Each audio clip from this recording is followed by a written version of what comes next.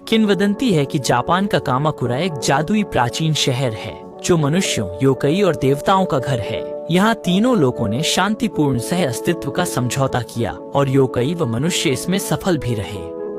खास बात यह है कि यहाँ इंसानों को एक खास सुविधा भी मिलती है। मरने के बाद अगर कोई खास वजह हो तो वे नकाबपोश यमराज से थोड़ी और जिंदगी के लिए अर्जी दे सकते हैं। अर्जी मंजूर होने पर वे पिछले जन्म की यादें रख सकते हैं, पर उन्हें योकाई राक्षस बनकर इंसानी दुनिया में अपने परिवार और दोस्तों के साथ रहना होगा। कई बाहरी लोग इन कथाओं पर यकीन नहीं करते। जैसे कामाकुरा में नई ब्याही शियाओ में भले ही पौराणिक कप्पा उसके सामने दौड़े, उसे लगता है यह पति की शरारत है। शाओमेई को खुश करने दाशान उसे कस्बे के रात बाजार ले गया। रोशनी से जगमगाता हर चीज बिकती थी और ज्यादातर दुकानदार राक्षस थे। शाओमेई की आंखें चौंधिया गईं, पर उसे लगा सब रोल प्ले कर रहे हैं। एक राक्षस ने शियाओमेई को बुलाया, सस्ते में मात्सुता के बेचने को कहा, एक टोकरी पत्ता गोभी के दाम पर, और उसे एक बड़ा वाला भी दिया। छोटा फायदा मिल रहा था, न लेने का कोई मतलब नहीं था। शियाओमेई बहुत खुश हुई, पर पति पत्नी को नहीं पता था कि उनके जाने के बाद मात्सुता के बेचने वाला दुकानदार उन्हें देखकर मुस्कुरा रहा था। अगले दिन शियाओमेई ने खरीदे मशरूम से खाना बनाया, पर दाशान ने एक निवाला खाते ही अगले पल उसकी ये हालत हो गई। शियाओमेई ने तुरंत उसे सीपीआर दिया। दाशान को बचाना तो दूर, उसकी आत्मा को बाहर धकेल दिया। वह उसे वापस खींचना चाहती थी, पर सब बेकार था। सही समय पर पड़ोसी जिन दादी ने आगे बढ़कर झाड़ू से दाशान की पीठ पर जोर से मारा और उसकी आत्मा तुरंत शरीर में लौट आई। शुक्र है कि वे बाल बाल बच गए। दरअसल पति पत्नी ने कल रात बाजार से जो मशरूम खरीदा था वह सामान्य नहीं था, बल्कि शैतानी दुनिया का एक मशरूम था, जिसे खाने से इंसान की आत्मा शरीर से बाहर निकल जाती है। ये भी साबित करता है कि सस्ती चीजें कभी अच्छी नहीं होती। हाथ मारने से चीजें डोमिनो की तरह गिरकर उन्हें झूमर से टकराने ही वाली थी। ये तो बहुत बुरा हुआ। जल्द ही पड़ोसी जिन दादी ने दाशान से पूछा कि क्या वह घटनास्थल से कुछ गंदा घर ले आया था।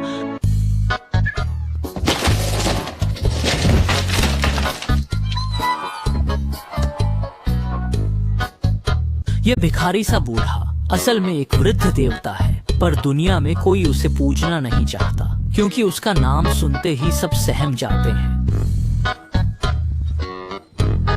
जिस घर में दरिद्र देवता का वास होता है वहाँ लगातार बदकिस्मती आती है और लोग और गरीब होते जाते हैं। पहले वह एक अमीर औरत के साथ था, लेकिन गलती से उसे मार डाला। फिर वह देखने में सफल दाशान के साथ घर चला गया। तभी दाशान को एहसास हुआ कि क्यों इन दिनों उसकी पांडुलिपियां बार बार खारिज हो रही थीं और कुछ भी ठीक नहीं चल रहा था। दाशान ने तुरंत उस देवता को जाने के लिए कहा, लेकिन दयालु शियाओमेई को बूढ़े को बाहर खुले में रहने देना ठीक नहीं लगा। इसलिए उसने दाशान से गरीब देवता को अस्थायी रूप से रखने की विनती की। इस दिन से गरीब देवता दाशान के घर में खुलेआम रहने लगा। दयालु शियाओमेई ने खास तौर पर एक मेज स्वादिष्ट भोजन से भर दी और गरीब देवता के लिए एक कटोरी चम्मच भी रखा। उसे ईमानदारी से साथ खाने के लिए आमंत्रित किया।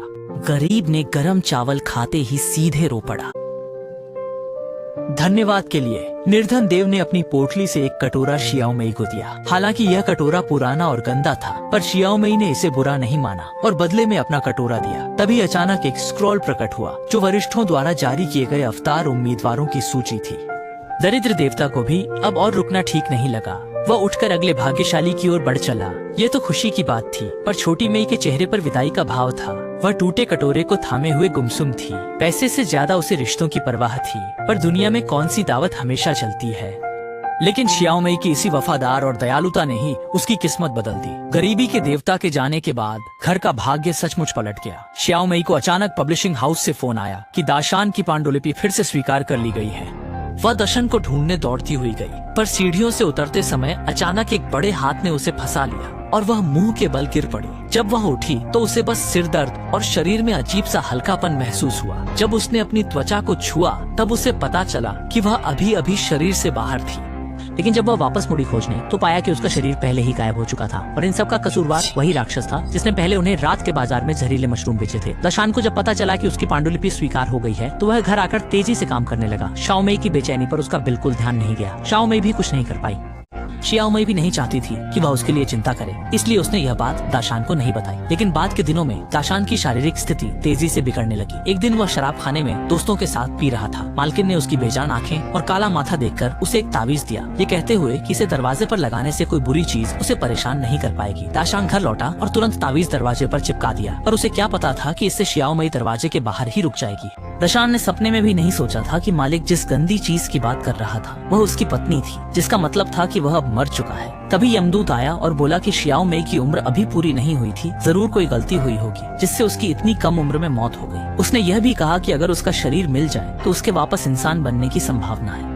तो दाशान ने मौत से एक सौदा किया, अपनी उम्र के बदले शियाओ मई की आत्मा को धरती पर रोककर उसके शरीर की तलाश करने के लिए। पर शियाओ मई को यह खबर मिली तो वह भावुक और दुखी दोनों हुई। अपने प्रेमी पर और बोझ न बनने के लिए शियाओ मई ने आखिरकार मौत के साथ जाना ही चुना। दाशान उसे ऐसे ही नहीं छोड़ना चाहता था, इसलिए उसने एक पुलिस मित्र से मदद मांगी।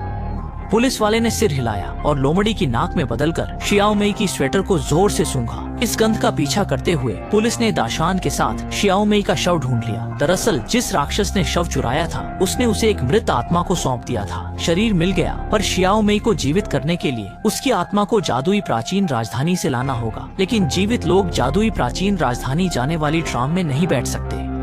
दाशान को आत्मा निकालने वाली मात्सुदा की याद आई। उसने आत्मा को शरीर से अलग किया, तभी जादुई प्राचीन राजधानी की ट्रेन में चढ़ पाया। यह यमलोक की ट्रेन है जिसमें मृत आत्माएं बैठी हैं, पर यह आदमी अपवाद है। वह पत्नी को वापस लाने के लिए स्वेच्छा से निराकार भूत बना। ट्रेन बादलों से गुजरी। लोगों ने कभी सोचा नहीं होगा कि यमलोक का रास्ता इतना भव्य होगा जो दा विंची की पेंटिंग जैसा सुंदर है। ट्रेन हवा में तैरती हुई उमड़ते झरनों को पार करती, चट्टानों पर टिके हर घर से गुजरती हुई अंततः उस गंतव्य की ओर बढ़ती है जहां हर कोई पहुंचेगा, यमलोक। जो परिजन पहले ही जा चुके थे वे स्टेशन पर काफी समय से इंतजार कर रहे थे और बिछड़े हुए रिश्तेदार आखिरकार इस दुनिया में फिर से मिल गए। मृत्यु के देवता ने ओयामा को बताया कि यह जगह कभी बुरी नहीं थी, बस जीवित लोगों ने इसे गलत समझ लिया था। यह दुनिया हर इंसान की कल्पना से बदलती है। नेक लोग इसमें जीवन की रौनक देखते हैं, जबकि बुरे कर्म करने वाले नर्क में जाते हैं। छोटी मई को ढूंढने से पहले दाशान उस पते पर गया जो उसे जिन पोपो ने दिया था। उसने दरवाजा खटखटाया और अपने उन माता पिता को देखा जो कई साल पहले गुजर चुके थे। पिता ने दाशान को बताया कि अगर वह यहाँ टिकना चाहता है तो कल्पना ही उसका एकमात्र हथियार है। जहाँ मन जाता है वहाँ सब कुछ संभव है। बाद में दाशान ने मृत्यु के देवता से शियाओ मई का पता लगाया। पता चला कि शियाओ मई को त्यांतो गुई नाम के एक राक्षस ने पकड़ लिया था। यह त्यांतो गुई भी एक जुनूनी प्रेमी था। वह दाशान की पत्नी से 3 जन्मों से प्यार करता था, लेकिन हर बार दाशान उससे पहले पहुंच जाता था। त्यांतो गुई को शियाओ मई से 3 जन्मों का प्यार था, इसलिए इस जन्म में उसने उस पर चाल चली। उसने छोटे भूतों को अड़चन डालने को कहा ताकि शियाओ मई समय से पहले इस पाताल लोक में आ जाए। फिर मौके का फायदा उठाकर वह उससे प्रेत विवाह करना चाहता था। योजना सही थी, पर भले ही शियाओ मई को दुल्हन का जोड़ा पहनने पर मजबूर किया गया, फिर भी वह काओ के शिविर में थी, पर मनहान में। और जब उसने देखा कि दाशान उसे ढूंढने यिन यांग के 2 लोगों को पार कर आया है तो उनका प्यार सोने से भी मजबूत हो गया। वे फिर कभी अलग नहीं होना चाहते थे। दाशान ने शियाओ मई को बचाया, मन से एक जादुई छड़ी बनाई और सीधे उस भूत के सिर पर वार किया। खिड़की पर आकर नीचे अथाह खाई थी, फिर भी वह शियाओ मई को लेकर कूद गया। हवा में अपनी कल्पना शक्ति से दोनों को मजबूती से पकड़ा और एक लकड़ी का पुल बनाया। त्यांतो गुई ने अपना बचाव खो दिया, सीधे अपने असली रूप में आ गया। एक विशाल 4 पैरों वाला सुनहरा मेंढक उछलकर उनके पीछे भागा। दाशान अपनी पत्नी के साथ स्टेशन पहुंचा, पर पाया कि पाताल लोक से इंसानियत में लौटने के लिए कोई वापसी गाड़ी नहीं थी। इसलिए उसने अपनी कल्पना से फिर से एक ऐसी ट्रेन बनाई जो जीवित दुनिया में लौट सके। लेकिन त्यांतो गुई उन्हें इतनी आसानी से कैसे छोड़ता। उसने अपना खूनी मुंह खोला और अनगिनत छोटे कारामी उगले जो पलक झपकते ही ट्रेन को खा गए। दाशान ने लकड़ी का दरवाजा बनाया, पर त्यांतो गुई ने उसे एक मुक्के से तोड़ दिया। एक नश्वर होने के नाते वह 1000 साल पुराने राक्षस का सामना नहीं कर सकता था। त्यांतो गुई ने दाशान को अपनी हथेली में पकड़ा और शियाओ मई को शपथ लेने पर मजबूर किया कि वह उसके साथ यहाँ हमेशा के लिए पति पत्नी बनेगी।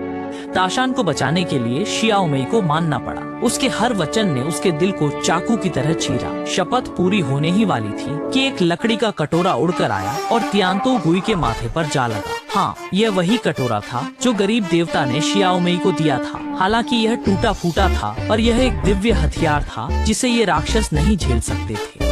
फिर लकड़ी का कटोरा एक टोकरी जैसे उड़न खटोले में बदल गया जो पति पत्नी को लेकर वापस धरती पर उड़ाया।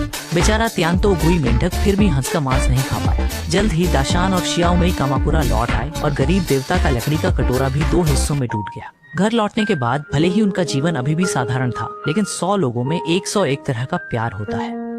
यह कहानी हमें बताती है कि सच्चा प्यार करने वाले आपके लिए सब कुछ छोड़ देते हैं। शायद आम लोगों की नजर में प्यार का सबसे शुद्ध रूप यही है। सच्चे प्रेमी चाहे कितनी भी मुश्किलें आए, अगर हार न माने, विश्वास न खोएं और दिल में अच्छाई रखें, तो वे निश्चित रूप से खुशी खुशी जीवन बिताएंगे। सब लोग जल्दी से मेरे लिए ये जहरीली सीख पी लो। तो अगर आप दाशान होते तो क्या आप बिना हिचकिचाहट के शियाओ मई को बचाते?